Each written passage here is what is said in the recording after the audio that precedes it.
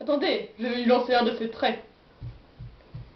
Vous avez un nez très grand. Très. Ah, c'est tout? Mais... Ah non, c'est un peu court, jeune homme. On pourrait dire... Oh Dieu, bien des choses en somme. En variant le ton, par exemple, tenez, agressif. Moi, monsieur, si j'avais un tel nez, il faudrait sur le champ que je me l'amputasse. Amical, mais il doit tremper dans votre tasse.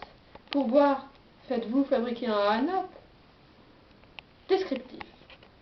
C'est un roc, c'est un cap, que dis-je, un cap.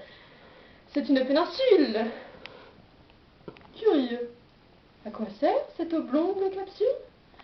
D'écritoire, monsieur? Ou de boîte à ciseaux? Gracieux. Aimez-vous à ce point les oiseaux que, paternellement, vous vous préoccupâtes de tendre ce perchoir à leurs petites pattes? Truculent.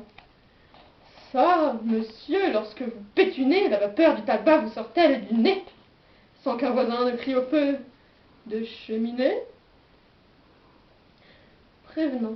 Gardez-vous votre tête par ce poids de tomber en avant sur le sol. Tendre. Faites-lui fabriquer un petit parasol, de peur que sa couleur au soleil ne se fane. Pédant. L'animal seul, monsieur qu'Aristophane appelle l'hippocampe éléphanto-camélos, puissent avoir sur la chair, dût avoir sous le front tant de chair sur tant d'os. Cavalier, quoi, l'ami, ce croc est à la mode? Pour pondre son chapeau, c'est vraiment très commode. Empathique. Aucun vent ne peut, nez magistral, t'enrimer tout entier, excepté le Mistral. Dramatique.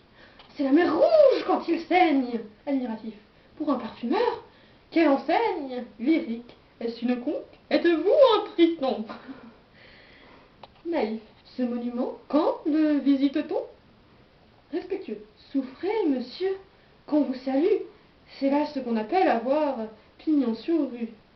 Campagnard. Et regardez, c'est bien né, nanan.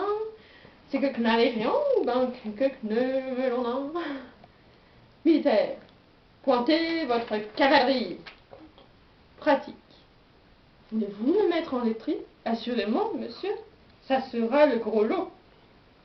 Enfin, parodiant Pyrame en un sanglot, le voilà donc ce nez qui, des traits de son maître, a détruit l'harmonie. Il en rougit, le traître.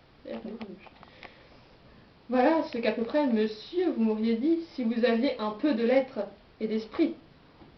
Mais d'esprit, oh, le plus lamentable des êtres, vous n'en eûtes jamais un atome.